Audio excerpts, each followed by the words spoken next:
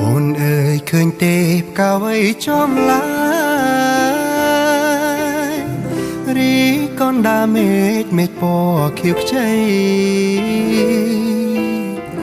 គឺជារូបបងហើយណាពិសីសំលឹងមកដីបកដៃហៅអូនពពកនាំបងឲ្យទៅជាមួយខ្យល់ចំនោជួយឲ្យបងហោះហើរគិតទៅបងដូចជានៅឋានលើ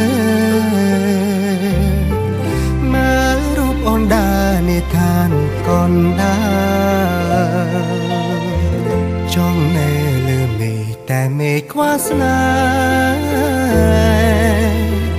បងមិននៅទេមេឃធំគ្មានន័យសួរនៅក្នុងខ្ទមគេងចិត្តពិសី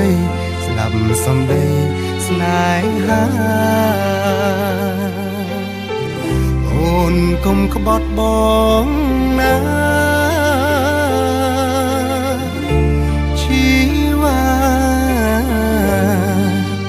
មេត្តាបងលឿនឡើងខ្យល់អើយជួយច្រានខ្ញុំ